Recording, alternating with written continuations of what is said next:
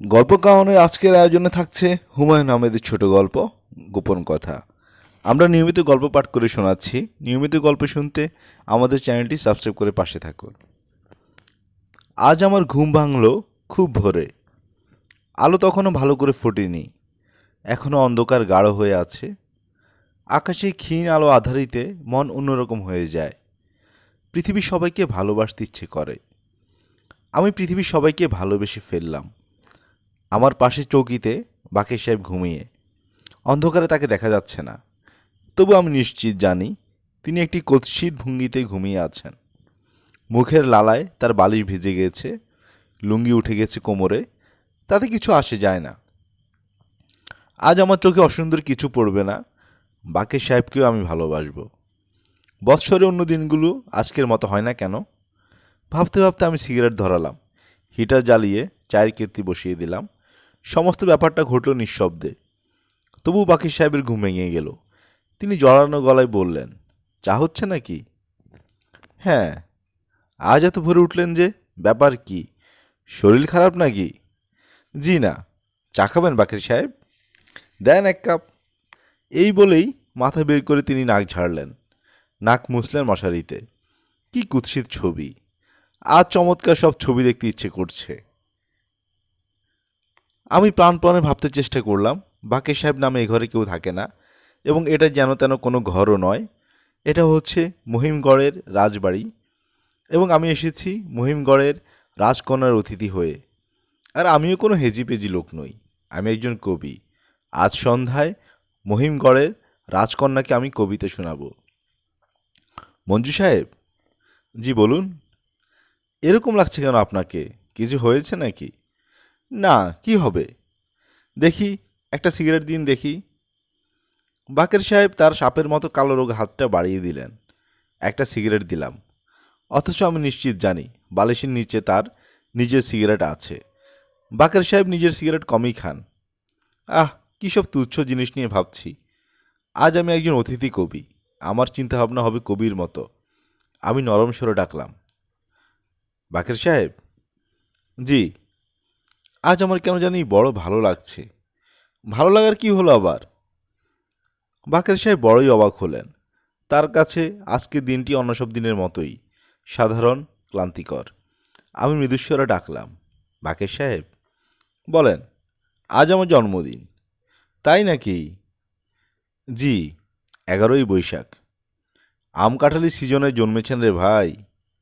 এই বলেই বাকের সাহেব চায়ের কাপ নিয়ে বাথরুমে ঢুকে গেলেন। আজ আমি রাগ করব না। চমৎকার একটি সকালকে কিছুতেই নষ্ট হতে দেব না। সন্ধ্যাবেলায় যাব নীলুদের বাড়ি। সন্ধ্যা হবার আগে পর্যন্ত শুধু ওর কথাই ভাবব। বাকের সাহেব বাথরুম থেকে ফিরে এসে বললেন, পায়খানা কষা হয়ে গেছে ভাই।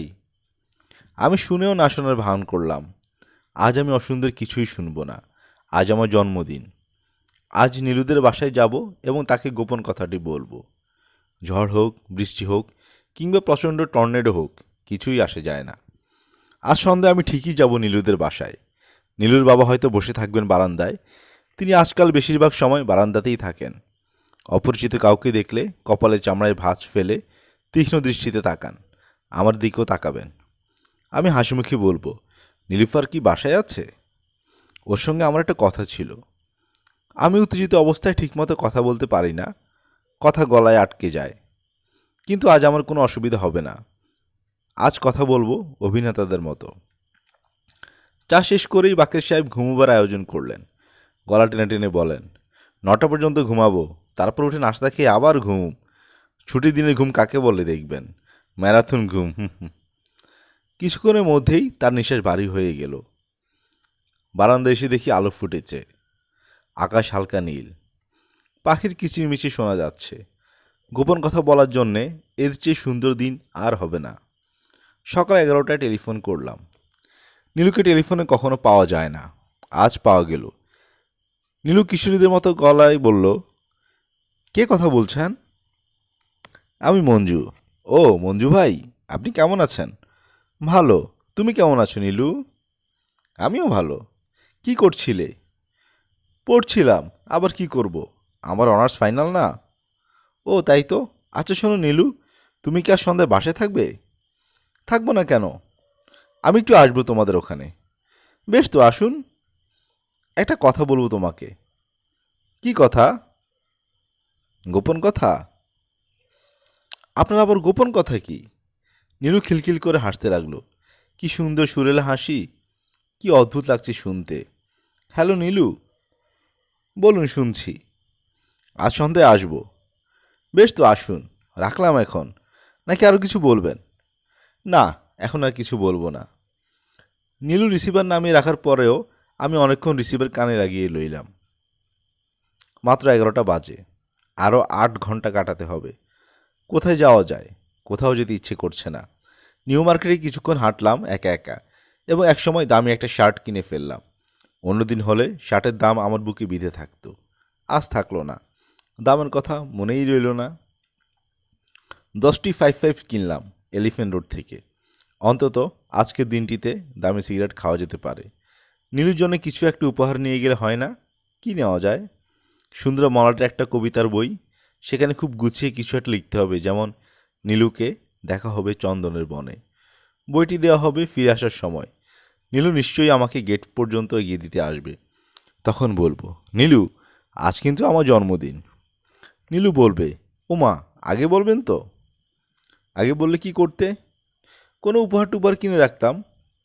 কি উপহার? এই কবিতার বইটই। আমি তো কবিতা পড়ি না। না পড়লেও বই উপহার দেওয়া যায়। ঠিক এই সময় আমি মোড়ক খুলে বইটি হাতে দিয়ে আসব। অল্প করে হাসবো, হাসতে হাসতেই বলবো, আমি তোমার জন্য একটি কবিতার বই এনেছি নীলু।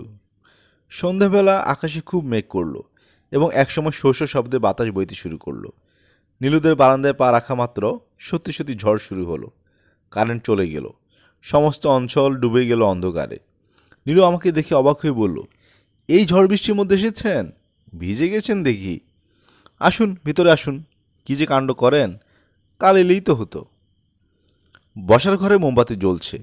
একজন বুড়ো মতো ভদ্রলোক বসে আছেন। তার পাশে বিলু। আমাকে দেখে হাসিমুখে বলল, স্যার ভূতের গল্প বলছেন? উফ, যা ভয়ের! তারপর স্যার বলুন। নীলু বলল, দাঁড়ান স্যার, আমি এসি নেই, চায়ের কথা বলে আসি। নীলু চায়ের কথা বলে এলো। একটা তোয়ালে আমার দিকে বাড়িয়ে বলল, মাথা মুছে ফেলুন। তারপর স্যারের গল্প শুনুন। প্র্যাকটিক্যাল এক্সপিরিয়েন্স, বানানো গল্প না। তোমার সঙ্গে আমার একটা কথা ছিল নীলু। দাঁড়ান, গল্প শুনিনি। আমি ঢাকা ছেড়ে চলে যাচ্ছি। তাই নাকি? কৃষি ব্যাংকে একটা চাকরি হয়েছে, 5th গ্রেড অফিসার। বাহ, বেশ তো। আসুন এখন গল্প শুনুন। নীলু আমাকে পরিচয় করিয়ে দিল। স্যার, ইনি হচ্ছেন আমার বড় ভাইয়ের বন্ধু। যে ভাই ওয়াশিং ডিসিতে থাকেন তার। নীলু স্যার বললেন, বসুন। আমি বসলাম। ভদ্রলোক সঙ্গে সঙ্গে গল্প শুরু করলেন। পথঘাট অন্ধকার, শ্রাবণ মাস, আকাশে খুব মেঘ করেছে। আমি আর আমার বন্ধু তারাদাস পাশাপাশি যাচ্ছি। এমন সময় একটা শব্দ শুনলাম, যেন কেউ একজন ছুটতে ছুটতে আসছে। তারাদাস বলল, কে? কে? তখন শব্দটা থেমে গেল। ভদ্রলোক ভালোই গল্প করতে পারেন। নীলু বিলু মুগ্ধ হয়ে শুনছে। নীলু একটা শাড়ি পরেছে। পরার ভঙ্গিটির মধ্যে কিছু একটা আছে। তাকে বিলুর চেয়েও কম বয়স্ক লাগছে, যেন 6-7 পড়া বালিকা শখ করে শাড়ি জড়িয়েছে। গল্প শেষ হতে অনেক সময় লাগলো। নীলু উঠে গিয়ে চা নিয়ে এলো। আমি বললাম, তোমার সঙ্গে একটা কথা ছিল। নীলু অবাক হয়ে বলল, একবার তো বলেছেন। কি বললাম? কৃষি ব্যাংকে চাকরি নিয়ে ময়মনসিংহ যাচ্ছেন। এ কথা না, অন্য একটা কথা। ঠিক আছে, বলবেন। দাঁড়ান, স্যারের কাছে আরেকটা গল্প শুনি। স্যার, আরেকটা গল্প বলুন। ভদ্রলোক গল্প বলার জন্য তৈরি হয়ে এসেছেন। সঙ্গে সঙ্গে তার দ্বিতীয় গল্প শুরু করলেন। গল্প হতে হতে অনেক রাত হয়ে গেল। বৃষ্টিও কিছুটা কমে এসেছে। নীলু ব্যস্ত হয়ে তাদের ড্রাইভারকে গাড়ি বের করতে বলল। আমি স্যারের পাশে বসলাম। নীলু হালকা গলায় বলল, আবার আসবেন মঞ্জু ভাই। গাড়ি চলতে শুরু করতেই বিলু স্যার বললেন, আপনি কি ভূত বিশ্বাস করেন? আমি তার জবাব দিলাম না। ভূতে বিশ্বাস করি কি না করি তাতে কিছুই আসে যায় না। আমি পরশুদিন চলে যাব। অনেক দিন আর ঢাকায় আসা হবে না। আর এলেও গোপন কথা বলার ইচ্ছে হবে না হয়তো। বিলু স্যার বললেন, পৃথিবীতে অনেক স্ট্রেঞ্জ ঘটনা ঘটে, বুঝলেন মঞ্জু সাহেব। 1960-তে একবার কি হয়েছে শুনেন। আরেকদিন শুনবো, আজ আমার মাথা ধরেছে। আমাদের এদিকেও বাতি নেই। অন্ধকার ঘরে বাকের সাহেব শুয়ে আছেন। আমাকে ঢুকতে দেখেই ক্লান্ত স্বরে বললেন, শরীরটা খারাপ করেছে ভাই, বমি হয়েছে কয়েকবার। একটু সাবধানে আসেন, পরিষ্কার করা হয়নি। সব পরিষ্কার করে ঘুমোতে যেতে আমাদের অনেক রাত হলো। বাইরে আবার মুষলধারে বৃষ্টি হয়েছে। বাকের সাহেব মৃদু স্বরে বললেন, ঘুমালেন নাকি ভাই? জি না, আপনার জন্মদিন উপলক্ষে এক প্যাকেট সিগারেট আনিয়েছিলাম। গরিব মানুষ, কি আর দিব বলেন। বাকের সাহেব অন্ধকারে এগিয়ে দিলেন সিগারেটের প্যাকেটটি। আমি নিচু স্বরে বললাম, একটা কথা শুনবেন? কি কথা? গোপন কথা, কাউকে বলতে পারবেন না। বাকের সাহেব বিছানায় উঠে বসলেন। বাইরে মুষলধারে বৃষ্টি পড়ছে। আজ বোধহয় পৃথিবী ভাসিয়ে নিয়ে যাবে। যে গোপন কথাটি বলা হয়নি সেটা আমি বলতে শুরু করলাম। আমার ভালোই লাগলো। এতক্ষণ আপনারা শুনছিলেন হুমায়ুন আহমেদ রচিত ছোট গল্প গোপন কথা। আমরা নিয়মিত গল্প পাঠ করে শোনাচ্ছি। নিয়মিত গল্প শুনতে আমাদের চ্যানেলটি সাবস্ক্রাইব করে পাশে থাকুন। ভালো থাকুন। ধন্যবাদ।